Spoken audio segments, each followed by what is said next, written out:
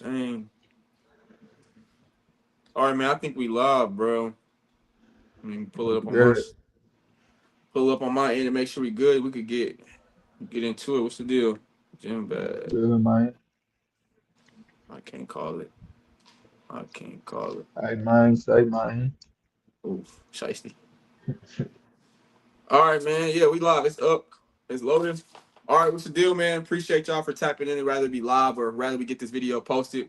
We appreciate the love regardless. Appreciate the guys who tapped into our last live. We appreciate the comments that you guys left. Look forward to reading some more comments today. Got a little bit more to cover compared to last episode. We're going to kick things off with some combat sports. Markel got the update on that. We're going to touch on the gridiron, collegiate and professionally, college, and some NFL football. Also talk about some NBA, but we're going to finish it off with the college football because we got some pretty interesting topics to talk about and some topics with a little bit of meat on the bone. Markel, what's the deal, man? Good, man. Ready to get this one going. Hey, man, we let's get it going. Like I said, so you want to kick things off? It's a lot of stuff going on in the combat sports world. Earl Spence just had a fight this past weekend. Didn't necessarily go how we wanted it to go, but I mean, things happen. Still got to respect the fact that he's one of the best fighters of our generation. So what you got going on in the combat sports world? Yeah, we'll get into that one. I want to start with the fights that happened Sunday on the Zuffa boxing card. That's basically like the Dana White promotion. Dana White runs the Oh yeah, UFC, so yeah, pretty much his boxing promotion he got going on. So Richardson Hitchens in the co-main event, he won unanimous decision. Pretty one-sided fight. I wouldn't call it easy, but definitely one-sided. He put hands on dude for the most part. He said he hurt his hand in about the fifth or sixth round, so that's why he didn't, try to go for the knockout in the fight by knockout. But an overall dominant performance. His first fight back in the ring in over a year, so um, it's a benefit to go all the rounds. If he would have went in there and got a knockout in two or three rounds, he wouldn't have really gained too much from that outside of maybe fans thinking he's more exciting because that's one of the knocks on him for people who like to go against him. They say his boxing style is boring, but mm, it's good to get back in the ring and get them rounds in. I'm sure that'll help him down the line. And in the main event, Edgar Berlanga got a knockout. I believe the guy he fought was Stephen Butler, but it was a very entertaining fight. He got dropped in the second round, came back and knocked the guy out, and I believe the seventh round. So very mm. entertaining fight. Both of those guys got dubs on that card. That was a pretty entertaining card. And obviously on the Saturday, the day before that, Errol Spence did lose to Tim Tszyu. Uh, not the best. Yeah,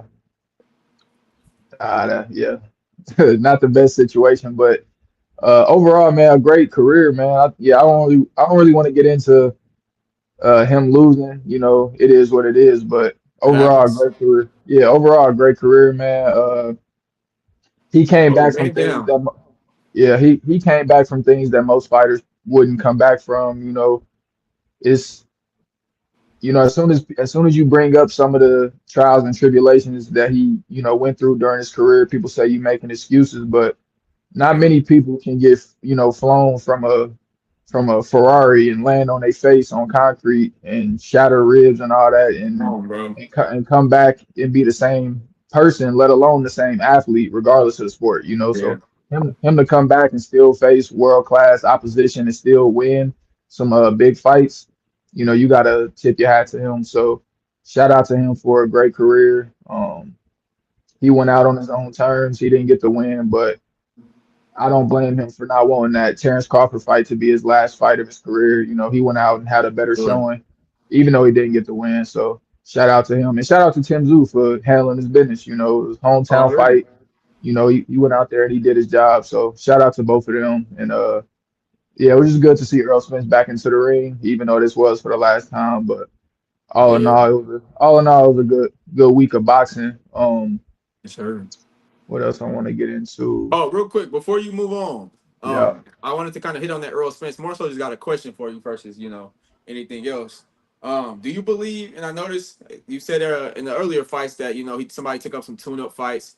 Do you think that this was Earl Spence just collecting one last paycheck and getting up out of there, or do you believe that he actually had the intention on like boxing a few more fights, and do you believe maybe some tune-up fights would have benefited him versus jumping into the, you know what I'm saying? What was it, 3 years without fighting, and then jumping into the level of competition he did? Not that he wasn't capable, but in the sport of Yeah. boxing, I would imagine that you can benefit from tune-ups. Do you think that would have changed the outcome of this fight if he had tune-ups, or do you think he's just on the back end of a great career?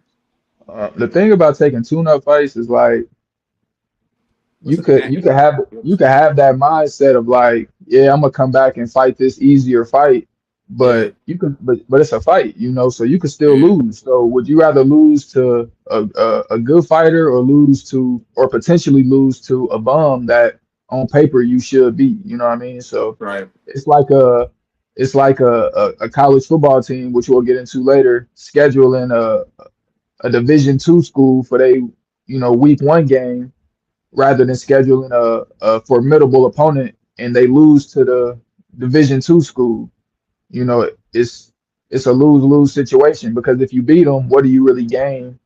And then if you lose to them, it's you're not what you thought you was. So as far as this situation with boxing, and we dealing with a fighter on Errol Spence who always says he don't take tune-up fights, and he always say, I didn't know that. Okay. yeah, that's been his motto for his whole career. Like even when he Oh, came back from the car crash, he came back and fought somebody who had been a champion before in Danny Garcia. So gotta respect that. he's not a regular fighter. But don't get me wrong, for some fighters, tune-up fights, are beneficial. They'll help you get your rhythm back, your timing, and just get you back in the mix of you can't train for a fight other than being in a fight. Like you can Right. try to get yourself prepared, but nothing is like having that real adrenaline. So when somebody is really trying to get at you. So Yeah. to answer your question, maybe he could have benefited from taking a tune-up fight, but that would go against something that he's done his whole career. So I don't Right. blame him. Yeah, I So in a definitely way, it don't probably blame wouldn't him. have benefited him because then he would have just looked like a hypocrite in some way. Not that everybody would have that To, opinion, but to some extent, but I feel like even after the car crash, when he came back, like who could have faulted him for taking a tune-up fight after something as traumatic as that? facts. Nah, Even that's a if fact. that was your motto for your whole career, who could fault you for coming back after that and taking a tune-up fight just to see if you still got it? He came back to see if he still got it against one of the best fighters in the world. So that says a lot about him. And to answer your question about was this one big money grab, if it was about the money, it was other fighters he could have fought that would have generated more money for him if he knew this was going to be his last fight. So I definitely don't think this was a money situation. I'm not in his pockets, but Right. Right. from the looks of it, he's made plenty of money throughout his career. So I definitely don't think it was much to do about that. But I mean, he definitely made some money. But if it was about the money, it was other guys he could have fought to generate more money for himself. So I don't think that had much to do with it. I think he just wanted to come back and if this was going to be his last fight, leave on his own terms and not necessarily get whooped out the ring. Out Terrence Crawford did Right. him respectfully, Nah, for respectfully, sure. Because some not people for do sure. believe you're only as good as like, not that it matters for people of his status, because he already had a legendary career, no matter what he showed on, what I'm saying, this past weekend. Yeah, But sometimes people still like to live by that narrative. You're only as good as your last fight, and like you said, maybe it does look better that this is his last fight versus a fight where some people might consider embarrassing or however you might want to label that fight. yeah. So I that's a felt, pretty good point. and you hear a lot of people say, and even people we know say like he ain't never had it, he never was good. I knew it, Yeah, stuff like that. And it's like people love like just that confirmation bias, like you feel something about somebody or something and you just wait for something to happen to something confirm happened. what you Yeah, already want to believe, even if it take three because years. yeah, exactly. But Yeah, when he was winning championships and beating champions and all of this, it wasn't a lot of that going on, and already. another thing is think about how great you have to be for after those things like the car crash and even him having a detached retina, having to have eye surgery, all of that stuff had to happen and people still thought he had a chance against Terrence Crawford. Like how great That's do the crazy part. even if the fans or the supporters of him were delusional, think about how great you had to be for people to have that feeling or have that thought that you could still compete with a guy like this after you've had a traumatic car crash, which he's blessed to not have died from, if we being honest, Yeah, to be honest. but let alone to have a boxing career and then have eye surgery, have a detached retina, which have ended careers of a lot of Sheesh. fighters. Exactly. So In it's a combat sport too, where you're getting punched in your face. exactly where your eyes is your money, you You know what know. I'm saying? So it's unfortunate that people kind of wait until you down to Yeah. try to throw rocks and whatnot. But if you know what you know, then you know this was one of the best welterweights of this era. Everybody can't be or beat Terrence Crawford. Like just like everybody can't beat LeBron James, everybody can't beat Tom Brady. But just because you weren't the elite of your era, it's still a class of very good that's right underneath that, and those fighters deserve praise too. So shout out to 100%. him. And a lot 100%. of things, a lot's been made of if he'll end up being a Hall of Famer. Who knows? But all I'll say is, and like you always got to pay respect to the the old school fighters who made it in the Hall of Fame, and even those who haven't made it in yet. And so I don't want to like step on too many toes when it comes to that. But all I'll say is if Rocky from the movie Rocky 1, 2, and 3, and 4 is in the Hall of Fame, there's no way Errol Spence at some point in time, whether it's first ballot or not, doesn't make the Hall of Fame. He'll end up in the Hall of Fame for sure, I Question before believe. we move on, and I don't want to keep harping on this too long, but as I hear you talk, I just Yeah. got more questions. And I'm learning in the sport of boxing, in certain sports, Hall of Fames may be more credible than others. It seems like in the basketball Hall of Fame, which kind of confuses some people, it's not the NBA Hall of Fame, it's the basketball Hall of Fame. So that one might get a little. I'm not gonna be disrespectful, but I've seen things that it's considered watered down versus like the NFL. Some great players might have to wait 10+ years to get in. Is boxing more closer to that Hall of Fame where you kind of got to really be one of those guys to get in the Hall of Fame, or is it more so not that the NBA or the basketball isn't credible, but like, is it how easy is it to get into the boxing Hall of Fame? And I don't want to use the word easy like lightly, as No, I far get as what like, you're you know what I saying. mean? I get Like, what you're saying. Yeah. how was that Hall of It's, Fame constructed? so from what I understand, and again, I'm not gonna sit here and act like I know everything, Yeah, but yeah, there are fighters who I believe should be in the Hall of Fame that aren't in the Hall of Fame, and maybe that's just as of right now. Maybe they will be eventually. And it's fighters who have just went into the Hall of Fame who I feel like should have already been Hall of Famers, like Antonio Tarver, who knocked out Roy Jones when Roy Jones was pound for pound #1 in the '90s. Antonio Tarver just made it to the Hall of Fame. And so it's more so like a Terrence Crawford, when he gets on the ballot, he'll be a first ballot Hall of Famer. Like that's nothing to debate about. But certain yeah. fighters do have to wait. So I wouldn't necessarily call it easy. It's definitely hard if you want to be like a first ballot, no doubt Hall of Famer. But over time, I feel like not everybody gets in, but the deserving definitely will get in. So I somewhere always in the wonder how middle. that It's works. not hard. It's not that it's easy at all. And like I said, if Rocky can get in the Hall of Fame, surely a unified champion who held down a weight class for, damn near a decade can get in. So we shall see. Yes, We sir. shall see. But rolling on to some more fights. This upcoming weekend, August 1st, we got William Zepeda versus Lamont Roach for the vacant WBC Let me see. lightweight championship. So that should be a very interesting fight. William Zepeda coming off of a loss to Shakur Stevenson, and Lamont Roach coming off of a draw with uh, Pitbull Cruz. So that should be a very interesting, action-packed fight. I see that fight going the distance. Hopefully, I'm not gonna pick that fight, but hopefully Lamont Roach get the job done. That's definitely who I would rather win that fight. And on the co-main event for that card, Raymond Morataya versus Robson Conceição for Raymond Mhm. Morataya's WBO lightweight title. That's also a very interesting fight. I can see that fight going either way. Conceição is very tricky, very crafty. Muratalla pretty big for the weight class, so I can see him using his size and his IQ, especially with his head trainer Robert Garcia in his corner. I could see that being too much for his opponent, but that's a very good card as well. Moving right along too. Let me see. Coming up August 15th in the UFC, Islam Makhachev, the #1 pound for pound UFC fighter in the game right now, That's takes Boozer. on Ian Gary, is basically the mandatory for his title, the mandatory challenger for his title. That should be a great fight too. I believe that's taking place in Philly. them UFC fights would be pretty much everywhere.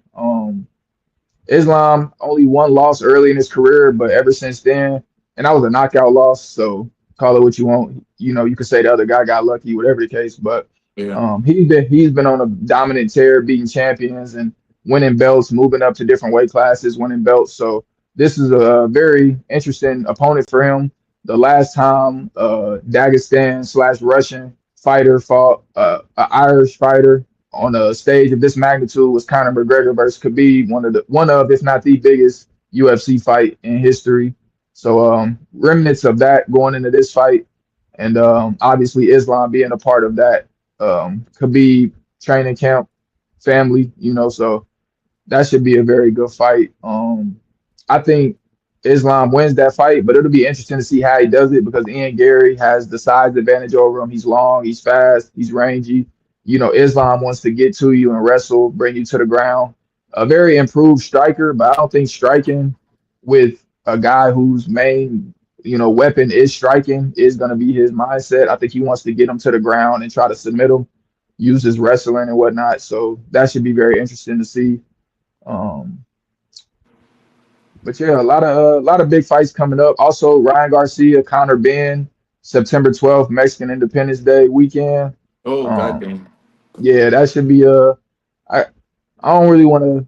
I don't want to knock neither fighter, but Conor Benn getting a title shot, in a weight class that he hasn't fought in over 2 years is pretty insane. And Ryan Garcia, off of a loss, hit 2 fights ago, getting a title shot, winning that shot, and now having the belt. Boxing is kind of a crazy sport. Like you can really do whatever you want to do if you got the money or the backing.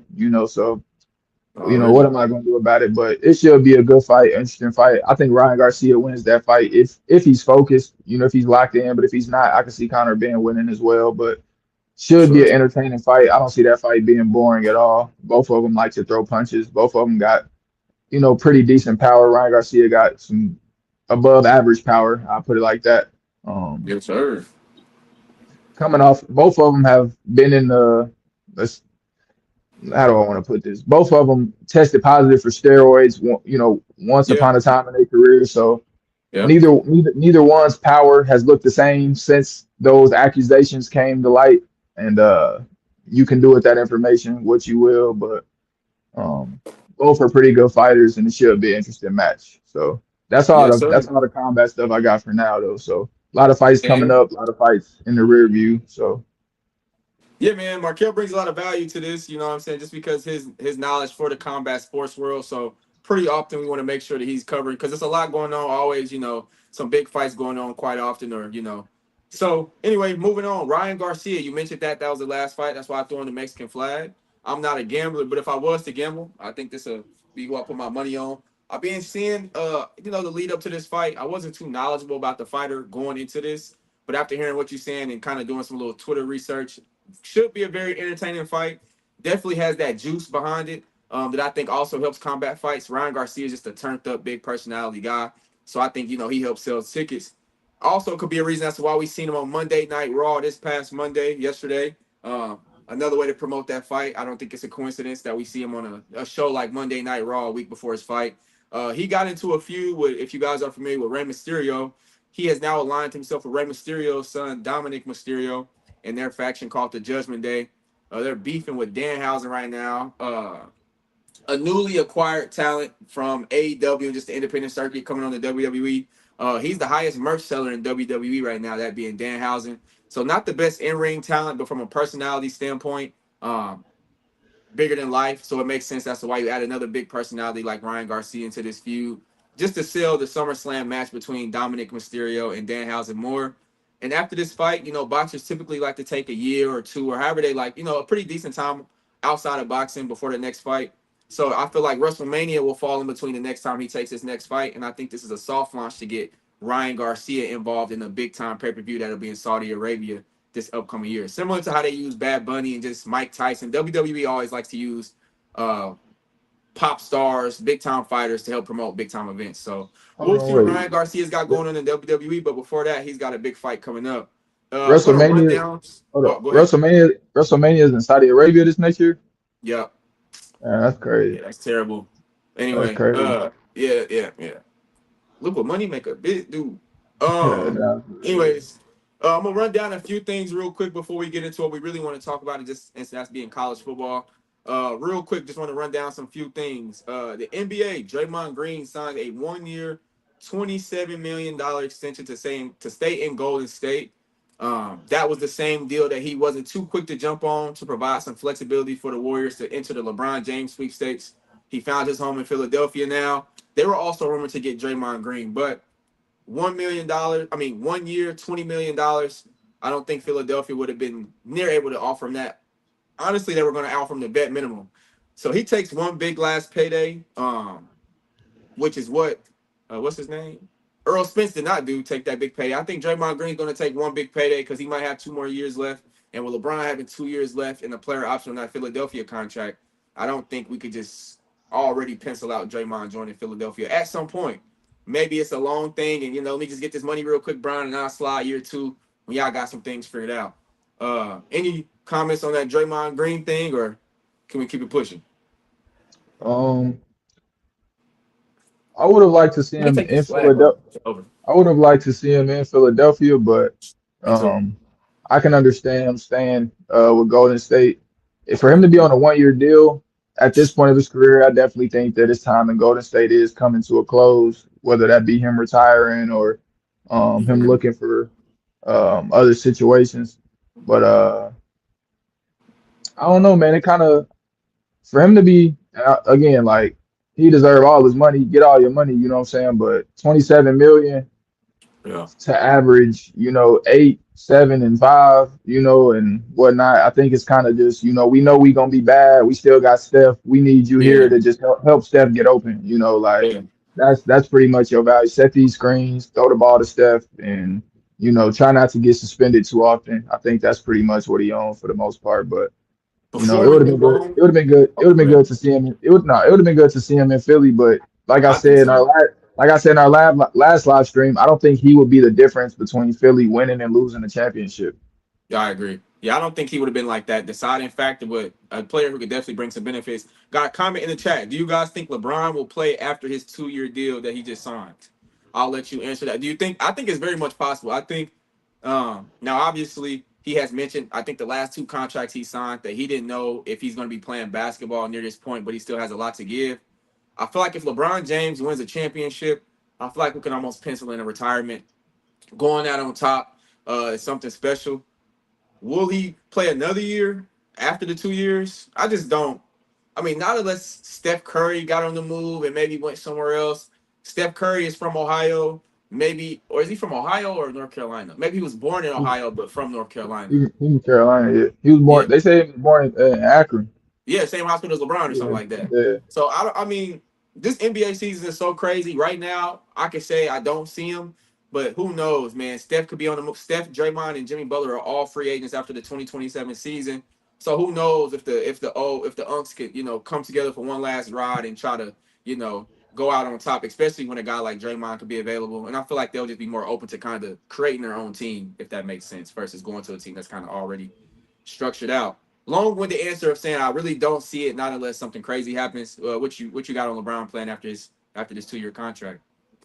I think it depends what these 2 years look like. Yeah, As far as his health, as far as the yeah, cohesion within the team and whatnot. Um, I think if they winning, like if they win, let's just say for instance they win a title this first year, he's definitely coming back for the second year. And let's say they lose in the conference finals the second year, I think he come back. Whether that's with Philly or somebody else, I think he come back because he already had 4 chips. If he gets a 5, I think it's gonna be burning him to get to 6. Just Imagine they win two. I mean, it's crazy. We haven't seen a double or repeat champion in what, like 10 years. Just uh, imagine them. didn't the Warriors go back to back like 17, 18 with KD? Probably, yeah. So that would be like 8 or 9 years since we had Yeah, something like the that. repeat Yeah, champion. yeah. Um, LeBron. I mean, it's the NBA. The window of winning is so small. But if LeBron win this year, and I put him at what, 5? Yeah. Imagine he win the year after that and go to 6. LeBron would be crazy to not try to go get that three-peat and close it. And if you don't, then You you got got six, to. bro. But like Yeah. you said, now that you say that, I can really see some scenarios where like either he is like so close to six, or like I got so close to getting five, like Mhm. especially if these other players around me get better or they reconstruct the roster, however. But yeah, man, that's LeBron and Philly. Moving on real quick to some NFL news before we get. Did you have anything else on Draymond or LeBron or anything before we move on? I didn't want to cut you off if you had Um, something no, man, else. I think Draymond did what he was supposed to do. I don't like how not just him, but a lot of people is like trying to put the bug in VJ Edgecombe ear, the guard for the Sixers, on how he's not gonna be happy because LeBron's there and he don't get to Yeah. basically get a lot of shots or whatnot. I feel He like said he's he's gonna be still a gonna fifth get. option. That his camp should be mad about the LeBron signing. That's what Draymond said. Yeah, and if you mad about LeBron coming to your team, uh, you don't want to win, truthfully, because this ain't just your average 41-year-old player who coming with all sizzle and no steak. He's still a great basketball player. Like, yeah, he brings the circus with him, but he can't help that. So Yeah. I think if anything, if you BJ Escombe, you finna get more open shots. Yeah. You finna play with the lead more often. And when y'all lose, ain't nobody gonna look at you. So it's like you really the pressure is kind of off of you. Like if if That's a if good at the end point. of this season, if at the end of this season the Sixers don't reach their goals, it's the last person they gonna bring up is him. Yeah. The last Yeah. person. And for as much as people say like he was ready to take that step forward, like yeah, he was probably ready for some more responsibility and opportunity, but it was some stretches last season where it showed that offensively he just wasn't there yet. Like yeah, he explosive and he can get hot and go on, some good spurts, but Yeah. consistently he's not your second scorer consistently, and I wouldn't even want him as your third scorer consistently, not yet at least. He's still early in his career, he's still young, so let him grow Yeah. into it. And then playing with a guy like LeBron, he about to learn so much more about basketball, so I feel like Yeah. this is going to help him more than it's going to hurt him. And a lot of people are saying he should feel some type of way or he should want to be traded. Like we haven't even seen this team play yet. He might. Yeah. It's still I'm not gonna right, mad early. I'm not gonna say he's gonna average more than LeBron, but I don't see him hurting for shots. I feel like Oh, everybody he's gonna have to gonna hurt. sacrifice. Everybody gonna have to sacrifice a bit. But Mm-hmm. if you think on this team you need to be having, if you VJ Edgecombe and you mad because you're not getting 20 shots, then you delusional, thinking that you need to be getting 20 shots. Yeah, I don't think And it's. I think it's more of a thing where like, and I don't think he's gonna get worse from this. Again, two how things. I could think two you? things can be true. Like Draymond saying this, I feel like sure, because I don't want to act like VJ Exum was a top 20 pick. He was a third overall pick, and the two people taken before him just had a generational run their rookie years, and that's Dylan Harper and Yeah, Cooper Flag. So I yeah, mean, and even if he got drafted the year before that, VJ Escom could have obviously arguably been a top two pick in these last five classes outside of the one that he landed in. yeah. So He from tough. from that standpoint, you got to be upset because you got to look at it from this side of the lens. This is going to be used if LeBron got 2 more years. Once this contract is up, VJ is going to be up for an extension, for that rookie extension. Those numbers is going to look a whole lot different. Now, obviously, money isn't the motive right now, and in his career being so young, he's probably got 2 more extensions coming up. So I'm not even saying this is how he's thinking. I think the idea that Draymond was trying to paint, and I think it's kind of even weird to throw that out there when you was just about to go to that team, just because, like how you said, I think like you, but I think a guy like Draymond knows that psychologically this could like maybe mess up some chemistry that they might have, or let's make sure we keep some negative stuff out in the air. Not that it's gonna get to them, but Draymond know what he's doing when he releases information like that. He knows anything he says with him being a current NBA player, having a podcast, that whatever you say is gonna be used, and that includes how you word things, certain topics, and with him being in the NBA for 14, 15 years. I think he's very strategic on like what he puts out there because he knows that like at the end of the day, this is going to drive my podcast numbers. And basically, what I'm saying is, I feel like sometimes he might not necessarily believe everything he's saying, but he knows that's a topic being brought up on the internet. So let me say it, Draymond. I'm already going to get clicks for anything I say. So let me just go out there and say it and speak from like a hypothetical standpoint and kind of, do that. But for VJ, this is the only situation where I feel like it's not a negative, and that's taking a back seat if LeBron comes to your team. Now, if this was just like you blow up the roster and you add another young guy, then I could get why Draymond is like, this isn't a bad thing. But like you said, and that's a good point that people aren't speaking on. We're going to assume that Philadelphia is going to be playing with the lead a lot more often than not. With playing with the lead, it allows you to not only play with lineups, especially earlier in the season, to see who plays better with who, where's the chemistry clicking here. Different lineups, that those type of things matter who you're on the court with, even though everybody's on the same team. And I think it allows you to boom for VJ to get his dead numbers. I think those are going to be the spurts where let's run this thing through VJ because we're going to balance out how we, run this program. I don't think, and we talked about it last podcast, I don't think LeBron's going to go anywhere in this stage of his life where every detail is not explained again, thought about plan B if this don't work, and then some. Mm-hmm. So I think if the concern of VJ Edgecombe not getting better was a concern for LeBron James, and I think that could have played a part into where he's going. Because we know Joel Embiid is not going to be on the court a lot of the times. And I mean, that's just keeping it real. These last 3 seasons, he hasn't reached over 40 games played in the regular season. So we can almost pencil him as, okay, he's going to be out half the season.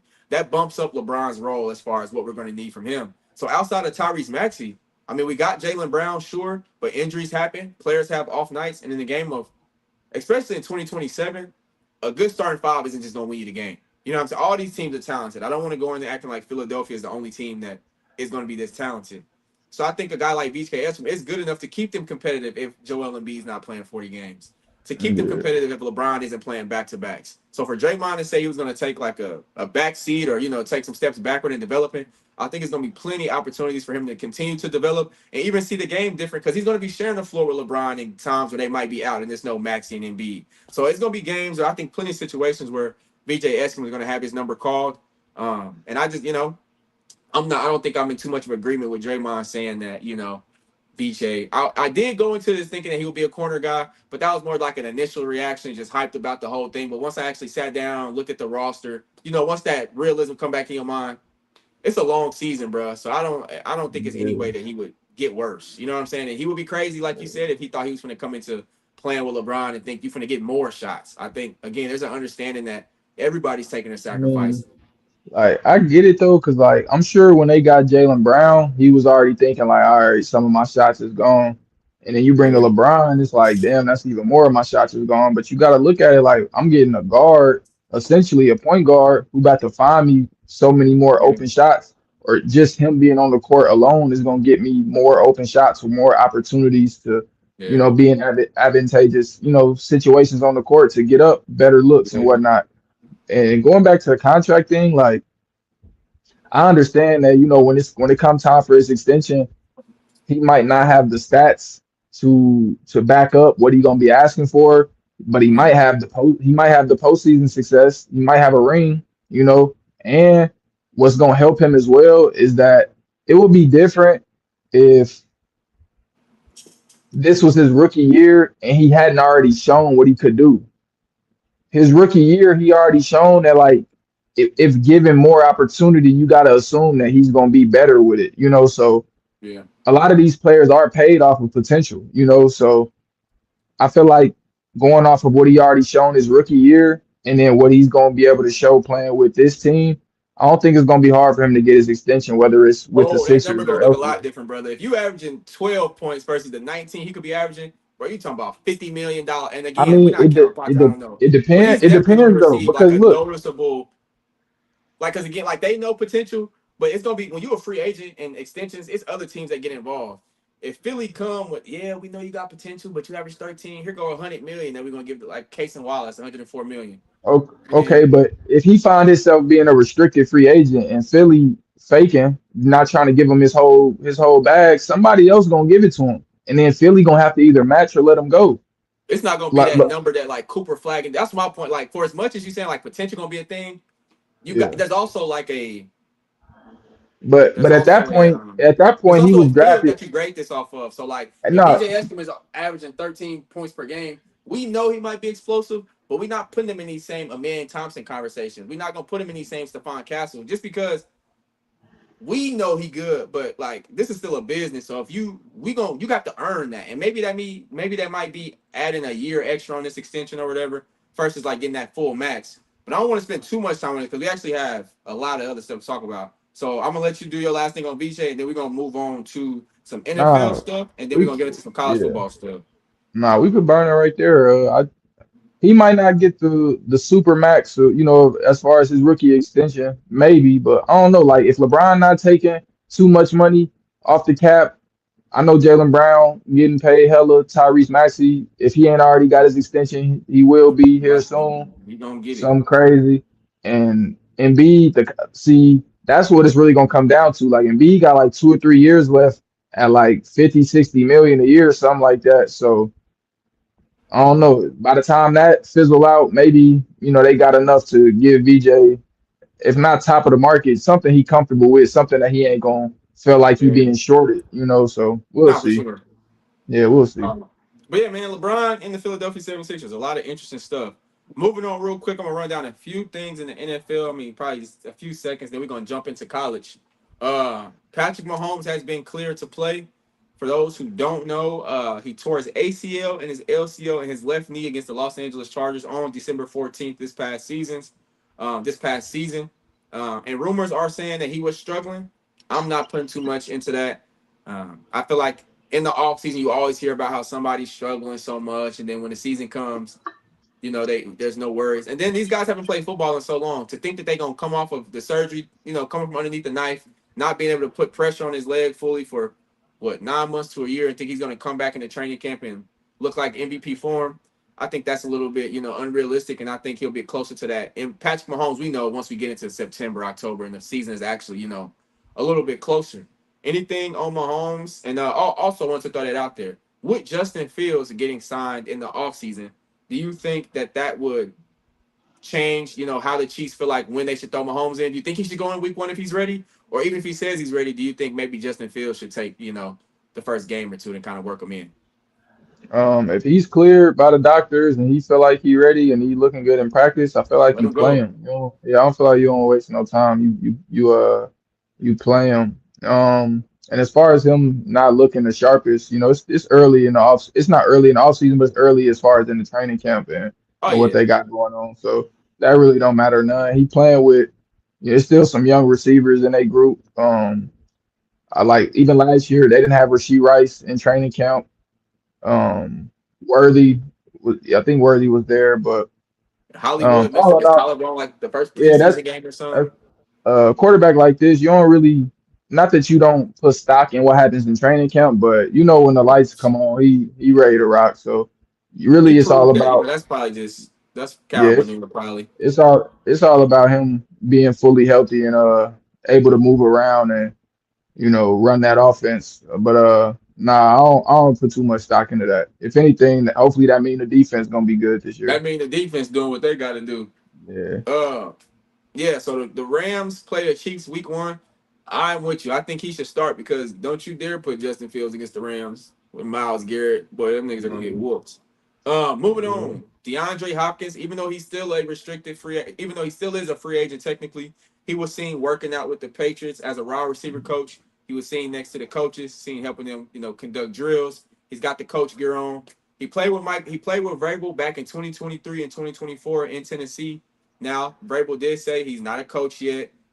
He's just kind of hanging around. But like you mentioned, training camp is approaching, and if he's not on the team yet at his age, not that he won't stay ready, but I feel like in the back of his mind, he's doing this because he knows, it might be the end as far as the career wise. 3-time first team All Pro, 2-time second team All Pro, 5-time Pro Bowler. Two-part question. Do you think that DeAndre Hopkins still has something to provide for the league? And do you think he will be a Hall of Famer when it's all said and done? I definitely still feel like he can help a team. Same. I don't know what his ambitions are. If he wants to be just a wide receiver 4 or 5 on the team, just Yeah. to say he's still in the league. I feel like the value he provides as a wide receiver coach, he could still provide as a wide receiver 4 or 5 on the team. I feel Yeah. like that. I feel like he could help in the same type of way. But I don't know, Yeah. man. I know it's some teams that could definitely use him. But obviously, this ain't the same D Hop as prime D Hop or even just a few years ago. So I don't know. He definitely don't have nothing to prove. And as far as if he's a Hall of Famer, the only thing that hold him back is the fact that he didn't really win. too many big games as far as like in Yeah. the playoffs or whatnot. So Mhm. I think that takes out like the first ballot case. So maybe he's not maybe he's definitely not a first ballot Hall of Famer. Yeah. But I don't know, maybe he gets in second, third ballot. It's a lot of receivers, especially like back in the Especially day, he since still ain't in. It's a lot of it's receivers from back in the day that still ain't in. So I don't know. That get tricky right there. I yeah, I don't think know. it'll take a minute, man. Like you said, I think from a talent and accolade standpoint, I feel like it's no Yeah. question he deserves to be a Hall of Famer. But like you said, it gets tricky in the NFL Hall of Fame. So when he gets in, I'm not sure, but I definitely think he deserves to be in whenever he If decides you to hang it up. factor in the amount of quarterbacks he played with, especially in Come his on. prime, if you factor all that in and you look at his production and how there really wasn't a drop off going from quarterback to quarterback, um, by that metric, I feel like he's the Hall of Famer. But Easy. it's more about your postseason success Yeah. and really just how they look at you around the league, because it's really not only about postseason success if Bill Belichick wasn't a first ballot Hall of Famer as a head coach. Come So on. it's more so about how the league views you. And I don't think they view him in a negative light, but I know they might hold that postseason or the lack of postseason success against him. So For sure. unfortunately, I don't know if he's making it into the Hall of Fame. Again, maybe just one of them Hall of very good receivers. Which we respect. We respect the Hall of Very Good, man, because you still got to be in Yeah. there and get in there. And Um, it's not his fault that it wasn't a lot of postseason success. It wasn't his fault, but you it's a said it. team I mean, he sport. played with different Sometimes, quarterbacks. He didn't play for the best yeah, teams. He got new offensive coordinators and head coaches every other year. It's he just played for some good quarterbacks late in his career. He played with Mahomes, he played with Lamar. But yeah. what you gonna do? Huh? All right, I'm gonna cover this WNBA real quick because that's another element that we want to add to this pod. We're gonna move on to some college football because we got a pretty good topic in my opinion there. Before I get into the WNBA, I'm just now starting to watch. I know a few names. I know the Caitlin Clarks. I know the Olivia Miles. I know Skylar Diggins. I know Maya Moore, Candace Parker, Sue Bird. I know some OGs. I know some current guys. I know, what I'm saying, I know Asia. But I would be lying if I said I really know what I'm talking about when it comes to the WNBA. So if you're watching this, let me know in the comments who are some people I want to watch. I like guards that can rebound. I like lead guards. Think of Rajon Rondos. I like wings that can rebound and defend. Let's think of Jalen Williams from the Thunder. So I know the big names, but let me know some teams like some really valuable players that might not be getting as much shine for whatever reason. So definitely let me know about that. The WNBA All Star Weekend. Team Spoon defeats Team Coop 129 to 122. At the United Center, this was the biggest All Star game that the WNBA has seen with 19,783 fans in attendance. So the WNBA is obviously starting to spark up as they should. A lot of talent in the league, a lot of good players to watch that I've seen so far. Ozzy Fudd, did I say her name? Did I say that right? I believe Ozzy so. Fudd won the 3-point contest. She was the first overall pick in this past draft. And she actually just joined Project B, which is a new global basketball league, which starts up in December and is going to run through April. I noticed that in the WNBA, there's also a lot of alternative leagues because the season might not be as longer. So if y'all can maybe hit me up on some leagues or you know what I mean, like the level of competition, is that something that all the players are joining? Any information, any news, I could use it, man. So, but yeah, she's joining that league. Olivia Miles, somebody I mentioned earlier, a player that I have from the select few seen that I'm really impressed with. I know that she's a rookie. I even watched her at Notre Dame and TCU in college.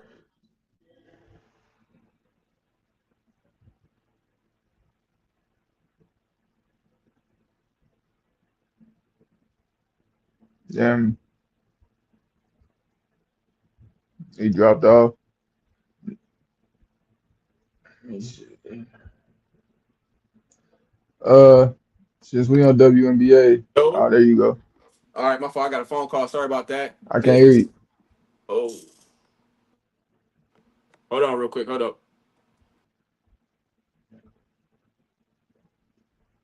Mm.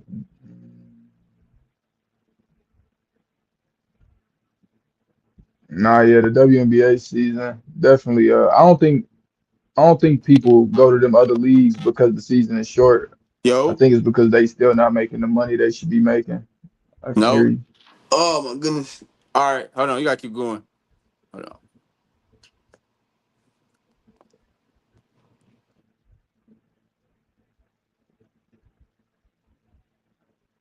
Nah, but other players in the W that's showing out. I like let me see, Kelsey Plum, lefty guard. She real nice. Let me see. That's showing out. I like Still can hear me? Kelsey Plum, lefty guard. She real nice. Technical difficulties at the moment. Like a mug.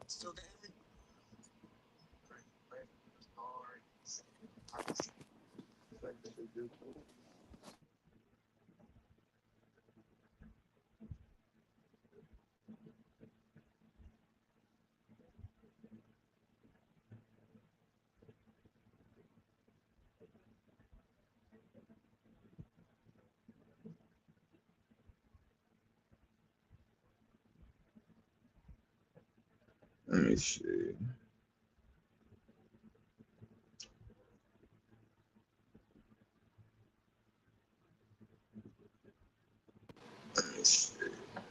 Yo, you can hear me? Yeah, I think it's just his stuff that can't hear me, bro. Cause The chat say they can hear you. yeah, that's what I I'm saying. don't know, They can hear cuz. me, bro. Man. Yeah, I think it's just his stuff that can't hear me, bro. Cause Why you figuring that out? Let me see. Yeah, Kelsey Plum, she nice. Nafisa Collier, she nice. He spoke on Asia Wilson, Olivia Miles.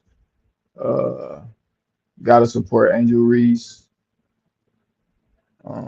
Caitlin Clark, obviously she nice. Juju Watkins, and she's still in college, but when she gets to the league, she gonna kill for sure.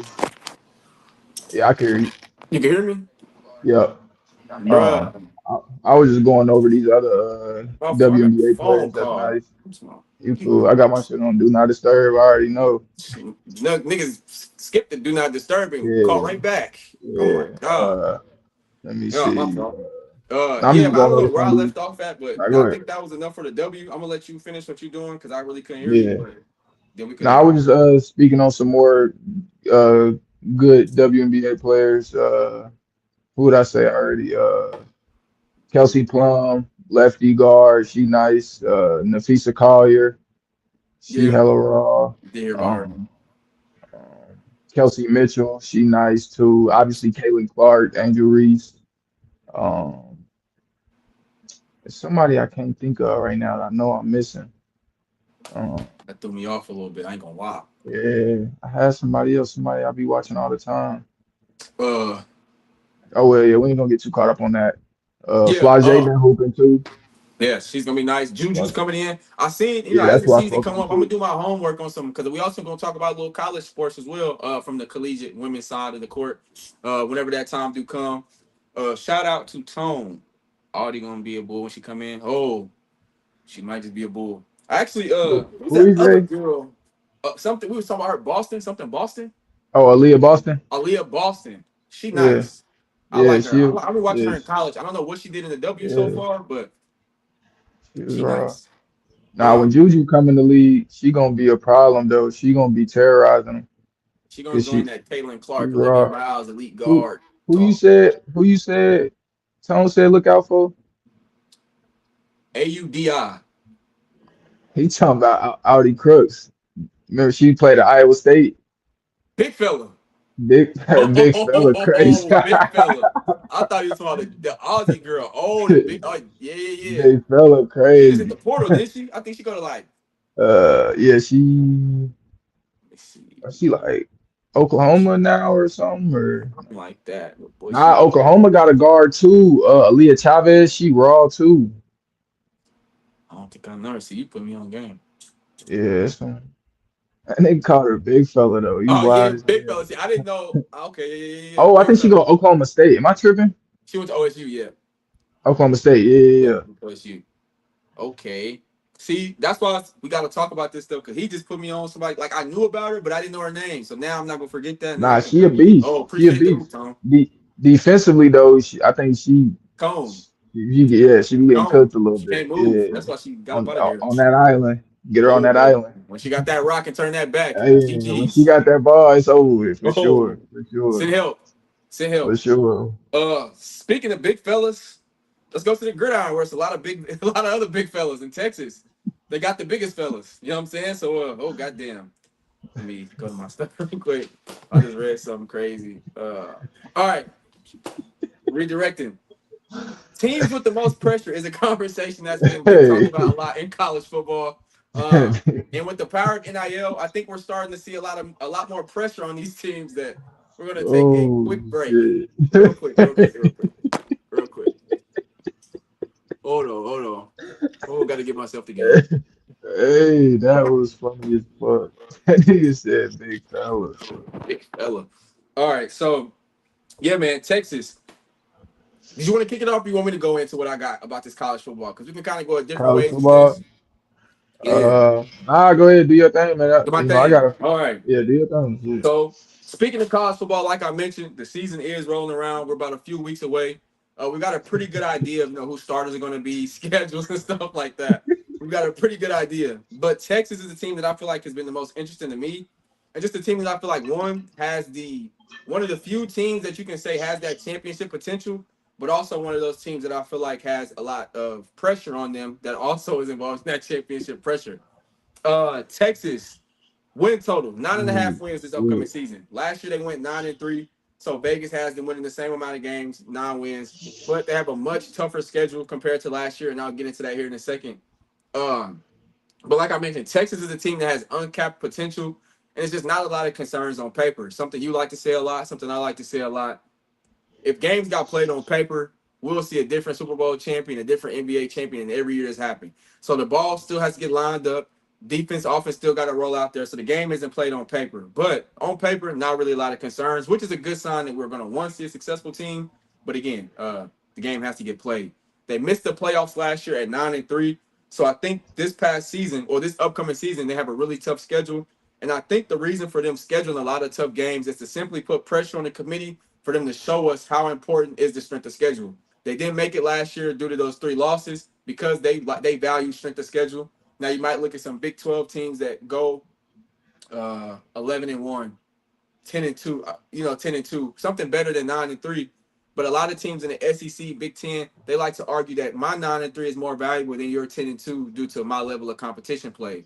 So part of them scheduling that tough, at least my opinion of them scheduling that tough schedule is to kind of see, all right, let's let the committee stand on what they stand on. If they saying that strict the schedule is important as we think it is, well, let's schedule these hard games because one, we think we can beat them. But two, I feel like from a psychological standpoint, it allows us to lose some games, just to be realistic. Injuries happen. Texas isn't the only great team. It allows us to have a similar 2 or 3 losses like we did last year, but we still might be able to get into the playoffs. Because as we've seen, once you get into the playoffs, regular season really does not matter. The game still has to get played. Two notable games on the schedule for Texas. Week 2 versus Ohio State. They opened up last year with Ohio State. And even in the SEC conference, Sarkisian was vocal saying how he believes that Texas felt like they were under pressure a little bit last year. You go on the road against Ohio State week 1, starting off the season with a loss. In a sense, that almost feels like you're playing catch up for the rest of the year. Because in college football, with only a 12-team playoff, you can only afford to lose 1 or 2 games before you're not considered to reach that 12. So starting off the season 0-1 with another SEC schedule coming up, obviously could be some pressure. So they got Ohio State week 2. They also see Tennessee. Then they also have a 3-game stretch of games where sure they might be the better team technically in all these 3 games, but once you go from playing Ohio State, you play Tennessee, then you go Red River and play Oklahoma. The week after that you go Florida, and then the week after that you go Ole Miss. So in 3 straight weeks you go OU, Florida, Ole Miss. I don't care how good you think your team is. That is a tough 3-game stretch. You know what I'm For saying? Now, I sure. didn't look to see which one are home games, which ones are away games. But even if they're all 3 of those are home games, still some tough games to play. And with a team that already lost 3 games last year, that's 3 games this year that I feel like we just can't pencil those in for easy wins.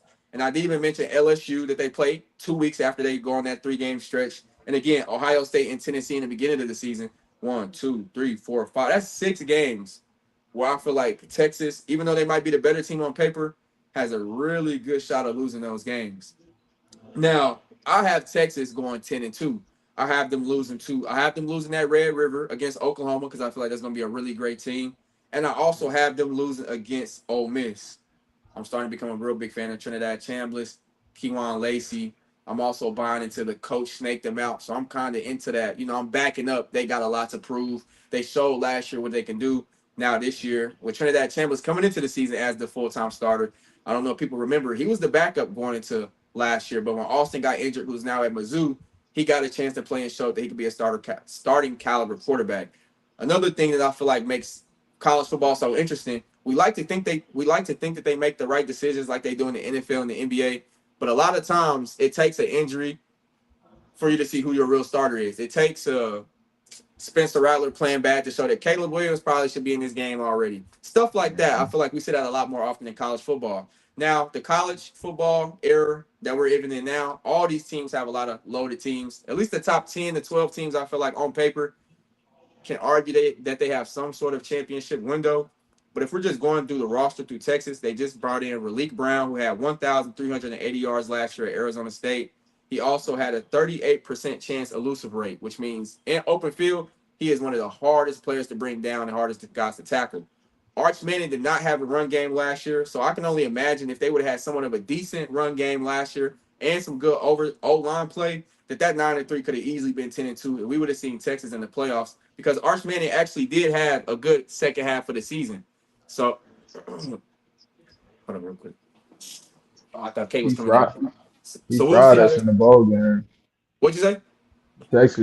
Texas fried Michigan in the bowl game. Arch Manning threw for like 300-some yards. He cooked us. Yeah, he definitely ended the season with like something that you want to see. Yeah. So you give him Raleek Brown, you give him Hollywood Smothers from NC State, another 1,000-yard running back, 7 touchdowns. You also added Cam Coleman, who was the number 1 receiver in college football, not named Jeremiah Smith and Malachi Tony last year, in my opinion. 2 years at Auburn, he racked in 1,323 yards and 13 touchdowns. And similar to D-Hop, that was with some pretty sketchy quarterback play. Shout out to Jackson Arnold. He's been moved on to 2 schools since the last time he threw to Cam Coleman. Played at I forgot where he played last year, Auburn last year. And then this year, I think he might be at like Nevada, New Mexico State, something like that. Really an air raid team. But Cam Coleman has some really shaky quarterback play. So for him to put up those numbers and still show what he's able to show, I would imagine that Arch Manning, Ryan Wingo, who's on the other side, 2 great running backs. I would imagine that would just make Cam Coleman's life easier offensively. They also on the defensive end is highlighted by Rasheem Biles, somebody who at Pitt showed that he's easily going to be a first-round linebacker coming up into this next draft cycle. Has the potential to even be a top 10 player just because what he can do as far as coverage ability, open field tackling, that aggressiveness that he can bring. I feel like the biggest thing for Texas, if they embrace that Black Air Force energy, realize that we got dogs on our team and just, let's punch them in the mouth, let's throw the first punch. I think the sky's the limit for a team like Texas. What you got on Texas before we move on to some other college football? I definitely think the pressure is on. I think the benefit of this season that they didn't have for last season, at least initially, is that Ohio State game they get at home this year. They were on the road. Yeah. They were on the road last year at Ohio State. Yeah. And Arch Manning he didn't really look the part. And also he was coming into the season with, these big Heisman narratives around his name. And, you don't hear too much. You don't hear too much of that, or maybe it's still early and, it's coming down the line, but, you don't hear too much of that as of right now, at least, so I feel like he might be able to fly under the radar as much as he can, which might not be a lot, but at least a little bit more than last year. So if he can be able to just focus on what he got to do and not feel the pressure of being the quarterback for Texas as much as he can do that, I feel like he could be, very productive for that team. I think the most pressure is on their coach though, Steve Sarkisian. He's been there for a while. He's been there for a while now. They boosters and donors is, flooding this team with money. You got all the talent you need to win a championship. Easily the most talented roster in college football, I believe. And the pressure is on. You got the offense, you got the defense. The schedule isn't favorable, but if anything, a couple losses won't stop you from getting to the playoff. Now 3 losses for the playoffs because you already played teams that you might see again in the playoff. Yeah, now you don't want to have 3 losses, but if you got a loss or 2, I think you'll be fine as far as getting it because once you get in, you in. It don't matter how many losses you have. So I feel like I don't see them losing too many. The only game I could see them losing, obviously they could lose any of these games, but the only game I could Right. see them losing is potentially the LSU game, and maybe Ohio State comes to Texas and wins too. We'll have to see. But them Because is they the still only got two. a squad now. I don't see Ole Miss beating them. I don't see Florida with first, the head coach they got now from Tulane, Yeah, Summerall. yeah. I don't see them winning. I don't see Oklahoma beating them just from the standpoint Oh, of Oklahoma lost a few receivers from last year, and I and now like they got Brent the Venables as quarterback, John Mateer, I, healthy now. He wasn't healthy yeah, last year. nah, for sure, but he don't got the weapons he had last year, at least to my Either knowledge. way, So, nah, okay, I I like Texas. I ain't mad at it. We'll have to see though. We'll have to see, but yeah, I like Texas. I like Texas getting into the playoff. I think they'll get in there, I and like Texas winning it all, man. I'm not gonna lie. I ain't bet nothing yet because it's still early, yeah, but I'm down to just three teams, don't. and they one of them. I don't like putting all the pressure on Arch Manning though, because I feel like you seen what happened with that last year. I remember before the Ohio State game last year, they was interviewing Steve Sarkisian on the sideline before the game, and he was basically saying like, they were just telling Arch Manning, don't feel like you got to be Superman. Yeah, And if you watch that game, he was kind of playing like he had to be Superman. And I feel like you can have that mindset before you step on the field, but once you back there sitting in the pocket and them real bullets is flying and you got to get this ball out your hand, you gonna force some throws. You gonna be yeah. a little antsy and feel like you got to make a play because offensively y'all wasn't doing nothing. So Mention who was on I that feel side like of the ball too. Like he went against Sonny Styles, Caleb Downs. He went yeah, against like four yeah, or five guys that are in the for NFL. sure. Ohio State has eight But new starters on that side of the ball, and they at home. I, yeah, I feel like that experience will help him going into this season. He kind of Yeah, me already too. hit rock bottom. He kind of the people who was ready to turn against him already pretty much turned against him, but Already his did. but, Yeah. but his team didn't turn against him. This is still his team, so Nope. I feel like he'll be a little more comfortable in this situation and in this setup, and he's definitely primed for a better season and potentially a Heisman candidate season because I don't feel like he has to have crazy numbers to win the Heisman. I feel like he just got to do good enough, and I feel like they'll give it to him. The biggest thing for Arch, I'm with you. I think the biggest thing for him is if Texas is winning and he's playing serviceable. Now I know that shouldn't be, but even like if he just don't look bad and they winning, I think that's gonna be enough to get him into that at least Final Four, like Bro, we said. And then if he's playing who we think how he gonna play, I think the Heisman is very much in reach for Arch. if he get like 3,800 plus yards, 30 touchdowns, 10 or under picks or something like that, he Seven, getting the eight picks, but Heisman. they rolling. Yeah, he's winning the Heisman. And the thing about him though is I'm the only reason I don't think he's gonna win the Heisman. They running back room is crazy. I think they Yeah, gonna. I think they gonna yeah. like. I think if anything, not that he can't do it, but I think they gonna benefit. And it's a two-headed monster. I think we finna see something similar to Junkins and what's Cuz went to the Patriots. TreVeyon Henderson. Yeah, I think we finna see Henderson Junkins of some sort. Because like I said, Yeah. bro, Raleek, elusive, Hollywood. Is Hollywood 1K yards? It could get ugly for guys going Yeah, against they got Texas. the talent. It's not a They got lack the of talent. talent if they don't get it done. It's definitely not a lack of talent. 100%. I feel like though when you got that talent and you expect it to win, you could feel like them walls closing in. You know what I mean? And it's like we got to get it done, and that pressure can undo a lot of players. So we'll have to see. You have to just make sure they have to just make sure that they fully tied together as that team. And Yeah. when they get hot, They gonna and get when tested. they the thing is though, like when you on a great team and let's say they sweep through the regular season and they really don't have a competitive battle with anybody, when you get into Yeah. that time come playoff time or even late in the season when it's a tight spot and y'all really haven't had this moment as a team, you never know how you gonna react until you go through it.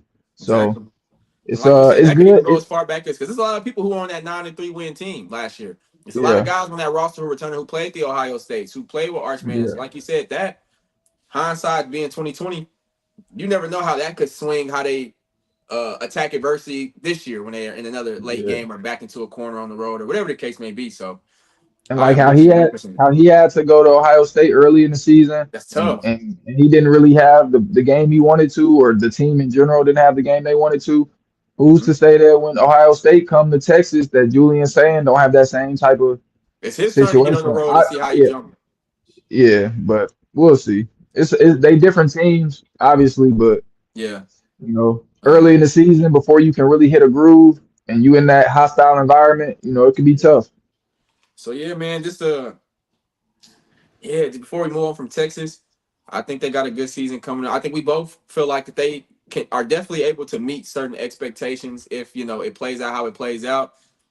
Like you said though, got to roll that ball out. Still got to get played, and if they're not successful, I'm almost willing to bet it's not because of lack of talent. Um, It can be. They got it all the can't be. talent in the They world. loaded, bro. They loaded. Did you want to hit on Michigan real quick before we get into maybe one of these week 1 games that we're probably most excited Yeah, I for? definitely think Michigan got a lot of pressure on them as well. Mhm. New head coach, new coaching staff. I like Kyle Whittingham. I've always liked Utah's teams. I like how physical they play. I like the brand of football that they play. Um, if not, I'll say for sure he raises the floor of Michigan. Not that our floor was ever too low, but he's going to keep us at a consistent level for sure. Obviously, the goal is to win championships and whatnot. So that hasn't changed either. But I think he's going to bring a certain level of consistency that we may have lacked with our last coach, and a certain level of professionalism as well. And hopefully, I think the bulk of this season definitely is on the shoulders of our quarterback, our young quarterback, and his development.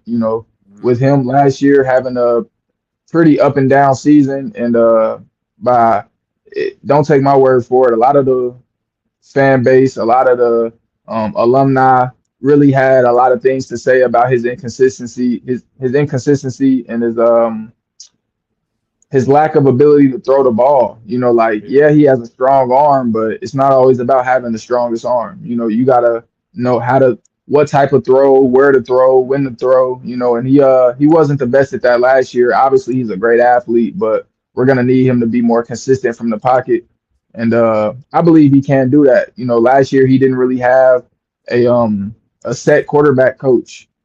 So coming into this season, I feel like having that consistency at his position, his quarterback coach will definitely help him. And Michigan had a lot of drops last year as well. So if we can get some more sure-handed play from these receivers and pass catchers, that'll definitely help us as well.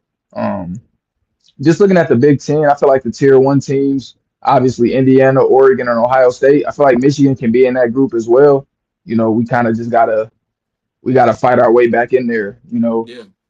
Not too bad. Indiana, the defending champs. Ohio State, the year before that, the defending champs, and a team like Oregon, who got plenty of pressure on them as well. Their roster, they spending 40 plus million on their roster, so Hmm. it's a loaded conference. So we can't stand to fall behind too early, and wins are a must. So I feel like there's Yeah, gonna be a man. lot of pressure on us. A lot of young guys on our team. I like our running back room, and Yes. I definitely like our receivers, young receivers, but they productive. And our defense has never really been an issue. I think our linebacker room may be a little thin, but that may just be room for somebody else to step up. So overall, I think we got a pretty solid team, but we always play a pretty tough schedule. So like you said, we got to play the games. Got to play the game, man. You talked about a lot of good stuff for Michigan. I mean, hey, maybe you just didn't want to talk about this part. You guys got you said you guys got a new head coach, but we didn't really say why y'all got a new head coach. Nah, you know what I'm saying? The Shout out world, the to world knows. I see the I, M. Hold on. oh, I the see the world M. know. Oh, she was with my guy in court though, so maybe the internet blew this up bigger than what we seen, and now we gotta just play the part. But looks like he got his wife. Shout out to him. She was in court with Cuz. He Yeah, he had an episode, and oh goddamn, that's why you don't trap where you stay. Let's just put it like that, that man. that wasn't him, man. Black men don't cheat. That's what they say. Yep. We don't. So That's glad what he's they free. say. I hate to see that mug shot. He didn't deserve it. And I also, on a That serious was note tough. though, for That as was much as tough. you know what I'm saying, we know Michigan didn't want to make him the head coach in the first place once Harbaugh left. We Yeah, know that. yeah. So a situation like this, I don't want to say Michigan was looking for a reason to fire him, but you're looking for a reason to fire him. You know what I mean? Listen, I won't say they didn't want him to be the head coach, but it was in Harbaugh's contract that when he left, that this was going to be the next head coach, and That's what I'm Sharon saying. Moore. Yeah. So like we got I to do feel that. like what I'll say is before all this news hit the scene, I feel like they already knew about it. And Oh yeah, I don't know how much stock you put into this, but it was like a lot of like Twitter threads going on weeks prior before this even hit the scene of like students at the school and students at other school already kind of hinting at something like this was going on. So yeah. and we were in the midst of having a not too great season. So That's what I'm I saying. You feel gotta like look for a reason to. yeah, I feel like if we was winning, they would have found a way to not make this a story, but If you it would have kind of beat just all Ohio State, played. this wouldn't have been the Yeah. story. Nah, Yeah. yeah, facts. So I feel like it kind of just helped them kind of push him out the door, which is what they already was pretty much wanting to do and get their own guy in there. And they made a great pickup because Kyle Great Ham is a pickup, great coach. and that's Is what I a was gonna great hop coach. on next. A great pickup because, and we can get out of here after this. A lot of times when coaches, any sport, a lot of times when people hire a new coach, you almost bring in that new coach, and the team in some way has to transform into what that coach's playing style is. Now we can have culture, we can have history behind us, but once we got that new guy in the building, we kind of got complete. We have to completely change how we play in a way. I feel like Whittingham is the perfect guy for Michigan in the sense of like he's same values. Well, they value the trench work, offensive line, defensive line. We're gonna value that run game like we did in Utah. No surprise. That's why he's sending a bunch of linemen from Utah to the NFL every year. It seems like. So I feel like he's gonna bring those same principles and let's focus on the trenches. I forgot what that defensive end name was that he brought with him from Utah, but he's like a first round graded guy. I can't think of his name right now. I'm blanking on his name, but he also plays in the trenches, proving my idea of he values the trenches a I lot. And a know who team you're like talking about. Michigan, I know who you're talking about. you know what I'm talking about? Big White Yeah. Cuz, Like yeah. John, it's like John Henry Daly or something like Some he a that. beast though. Yeah, I Edge might be setter. getting his name wrong, but I know what you're talking about. Yeah. So the fact that he's bringing in guys like that, not that Michigan, a player that good, any team could use him. Not that they needed him in a sense, but the fact that he's bringing those caliber players over with him to Nah, help we enforce. needed him. We need. We Okay, needed cool. I him. didn't want to. Okay, We cool. needed him. You needed him. Yeah. And I don't think it's a coincidence. Now, obviously, who knows what order they had coaches in? We've seen guys like Penn State guy go. We've seen, so who knows? We've seen Lane Kiffin go somewhere else. So who knows where on that chart they had him at in order. But the fact that you get a guy who's going to preach the same values that pretty much no matter who the head coach in Michigan is going to preach to a certain extent. Let's value these trenches. Let's understand. Let's control the trenches because we can't run the ball. You spoke about Bryce Underwood, who I feel like can also, that'll help him tremendously. Maybe a quarterback who isn't the most pocket passing style quarterback. Reports also came out that they didn't do him any favors by really not having a game plan for him as a quarterback. He never really got sat down in between the weeks and like, hey, let's work on this. Hey, let's focus on this. Turns out, so he'll finally have some, not finally, it's only his second year, but he'll have something like this coming into this second season. And I think he was kind of mistreated compared to other freshman quarterbacks who started for their teams. I feel like the leash on Bryce Underwood was the shortest, even though I feel like he was put in the most difficult situation. And then hearing the coaches stuff and then hearing how they weren't really game planning for him, you add all that into it. I feel like there's no doubt that we're going to see a good season from Bryce Underwood. I think I'm with the minority, according to social media, as far as I think he's a great player. I think a good running game will help a quarterback like this. These guys are still in college. I think people forget sometimes that these are still college athletes. They're not coming in as finished products. We still have to develop these players. We still have to play to their strengths. We can't just bring in a 5-star talent and think he's going to dominate like he did in high school off, you know what I'm saying? Off just having him on the team. You know what I'm Yeah. saying? I So think I think what also don't do him no favors is that we won so recently that people want to get back to that feeling, we on that. Yeah, we got to go. We got to win now. We just won. and we know what that looked like, and like Ohio State just won a ring, Indiana just won a ring, so it's like these teams in your conference that we're gonna have to end up seeing anyway are winning, and it looked like we going in the wrong direction. So I understand people's frustration and them wanting to see Michigan get the shit back righted, but like you said, he's still First, do early, you do you and do you understand? Because you say you understand it, but you talk logical. Like, do you understand it as far as like?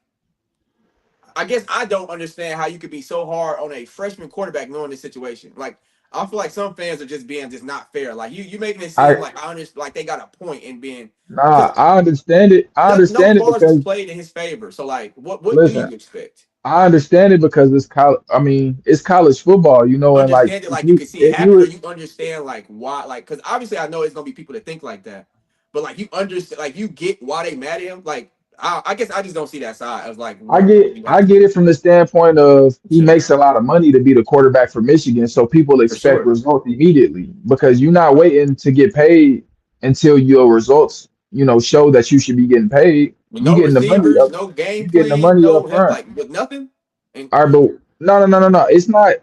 He wasn't put in the best position to succeed, he wasn't put in a but good position at but all. he was he even went on record and said that he should have done things differently as well. So No, for sure. I'm not saying he's It's not perfect. just For Michigan sure. failed him. Like he had Oh, plenty of that's a room to big. improve as well. I guess that's where It's we on. I think that's where we on two different not pages. Then listen, I listen. think they failed That him. he didn't have the infrastructure he needed to succeed. Two things can be true. He didn't have the infrastructure he needed to succeed, and he probably didn't do as much as he could have to either chase that infrastructure. Not that he should have to, but I think he or just. do the For sure. or I do the get it though. In work, the era of NIL, where we do the paying work guys money, you want personally to see results. I think my part about the immediately, NIL stuff is immediately. fans be so unrealistic with expect. Like Michigan, we just won, but like I guess there's other ways you can point to an unsuccessful season. I don't think it's fair that he's getting all the blame. You don't hear nobody else on this Michigan team getting any blame for what happened. No, nothing about the coach, He's the nothing about like quarterback the though. Like game plan. when you the quarterback for a university, you essentially like the CEO. Like the whole organization is in your hands. You are responsible, win or lose. And there were games in which he had time in the pocket and he didn't find the Not yeah, receivers he that were wasn't. Yeah, open. yeah, yeah. It wasn't just like he was set up for complete failure, but Oh, he I wasn't. see, and that's where you got me in. But then you say that, and then I'm back off. I think he Well, was set up for failure. I feel like I remember we talked about this last year during the season. I feel Yeah, like during certain games, I wanted the team, the coaching staff to kind of let him loose a little more and let him throw the yeah. ball Take the leash off a downfield little more. bit. I feel like some of the times they were just essentially having the leash on and playing it safe. And maybe they Yeah, knew something we didn't know. Maybe true. because once he started to, throw the ball downfield and kind of just wing it, it didn't look the best. So, Yeah, maybe they knew something we didn't know, but it's also their job to develop him into the player that can do those things. So it's yeah, not just his fault. And I don't want to just throw all the blame to the coaching staff either because it's a two-way street. But that coaching yeah, staff ain't there no more. He's with a what I believe to be a better, coaching staff. So I yeah. expect better results this year. But when I say I understand the fans' point of view, is when you are the quarterback of a team like Michigan and they expect championships, they expect to win, especially rivalry games. I don't expect you can't expect fans to sit back and be like, "Oh, well, our quarterback's young. We don't care if we don't win." Like, no, you want to win. But and we're paying you this money that we could be paying a veteran quarterback out of the portal. Like it's a little different, so and you got to realize the hype that came with him too. No, for Like sure. it was a That's what I'm lot saying. going Like on. I seen NC State bring in CJ Bailey, who was Jeremiah Smith's quarterback. I think it's just a fan base thing because I think he's better than Bryce Underwood. Boy, you don't hear nothing about how bad they would because the fans realize the expectations we got, and that's a team. But respectfully, who talks about North Carolina State? Respectfully. NC State. I mean, they it's not the same level, but I think my, They my point bro, is they bringing in the same cat. Like listen, we nobody talk on about Michigan them, outside of Bryce Underwood was like a talking point going like Bryce Underwood, and I think that's a testament to him being a 5 star, but also the lack of that Michigan had. Ohio State got Chris Henry Jr. He's a 5 star, the best receiver. You still hear about Jeremiah Smith. You still hear about Julian Sand. You still hear about Bo Jackson. You still hear about this coach. You still hear about it. In Michigan, the only thing I'm hearing out of Michigan is Bryce Underwood, and I think that's a part of it is the fan base not being real with themselves. And like you said, and you made a good point. Once you win so much, and once you put a school like Michigan, once you on a certain pedigree, anything underneath that, they don't care what the roster look like. You figure out a reason to win these amount of games. So I'm with you there. I actually went back and forth with some people on Twitter. I'm just like, at some point, and I don't like to throw the word fan loosely. Supporters is what I like to say. Supporters of the nah, for team. sure. Because once you throw in the word fan and then you just start blaming everything on one player, but not mentioning nothing that we talked about, one, you probably just don't like the player. Two, you too bought into how much money we spent. And then three, I just want to ask the question, not that I can ask everybody on social media, realistically, and I'm gonna go back and look, like, what were your expectations for a team with a rookie quarterback and no weapons? Like what did you really think? like from a realistic standpoint, is this a 10-win team? Is this a 9-win team? I just feel like Michigan is one of the only teams that has those situations, but still has, and what I would determine, unrealistic expectations because they We might only had been a few games away from being yeah. in the playoffs. You know what I'm saying? They played good against when Oklahoma. when Let you me not say say when you win, say just competitive. when you say no weapons, like I agree when you look at a team like Ohio State, They like have running compared to backs. Let me them, not say weapons. so, yeah, we Pardon. have running backs, but receivers compared to like Ohio State's receivers, that's really not comparable. So I understand it from Talk that about the standpoint. conference. Y'all might have the I, worst under, receiving core. I understand it from that. Hell, not right No, I'm now. saying from like them top teams, that top half, y'all have the worst receiving Uh, core by far. as far as the tier one teams, yeah, we don't have the weapons that they have, but That matters when you bringing in the best quarterback in the nation. even when we won a championship, we didn't have the best weapons that a lot of other teams had. But it was a You team had a thing. quarterback though that was there for 3 years, 4 years. Yeah, So you yeah, can put them when this nigga is a rookie. yeah. Like again, not this isn't how you thought. This is more so me just asking the fans and maybe in the comments, Michigan fans, if you watching Listen, this, when I say I can't blame him, it's for everything that I already mentioned, and like you can't let him off the hook from listen, I want him to succeed, and I know he wasn't set up for the best success last year, so I agree to all that. But if you listen to how he was talking last year, he was talking like he was finna run for through sure, everybody. Like he for was talking sure, about how he finna do Ohio State dirty and all that that. definitely didn't And help him. That he didn't was help. talking crazy. So when you a fan, you want to believe that with Yeah, this quarterback who talking like this, you want to believe what he's saying to be true. So when he go out there and they getting whooped and his body language look like somebody who's defeated and he don't look as confident no more and he ain't as flamboyant and just brash as he was off the field, it yeah, make you a little like skeptical. Like, was you fronting or is this really you? Or it make you wonder. So, like I said, he didn't do himself many favors going about it how he did, and Michigan didn't do him many favors as far as setting him up for success. So, I understand both sides. I get it. I'm about to go check on. I'm about to go get with Kay real quick. He upstairs doing his thing before he go to sleep. Before we For get out of sure. here, though, this is a great conversation. I agree. Yeah, now that you said it about Michigan, pretty good point. He didn't help himself with all the rah rah. Talking like he was. I do remember now that you mentioned it, bringing up, talking a little bit spicy. Maybe that don't help, but I would like to ask fans, what are your expectations this year with Kyle Whittingham? Is it championship or bust, or are you guys okay with a playoff appearance? Like, at what point are you like, okay, this is a successful season? It definitely can't be championship or bust with a I hope first year not. head coach. I hope But not. what it is for that quarterback for Bryce Underwood is look like a more competent quarterback and somebody who we can look forward to for at least next year in the future. We can get another recruiting class in, another transfer portal class, and then potentially go for it next year. I don't see them being able to compete, not compete, but I don't see them winning I don't see them winning at all this year, going Oh, to I don't this see him year. winning anytime soon. Oh, he I tripping. mean, you only one transfer portal class away. Yeah, because Indiana just showed that. Yeah, he tripping. I'm about to go say what's up to my son real quick before he go to sleep. For Appreciate you guys sure. for watching. Markel, appreciate you for chopping it up with me.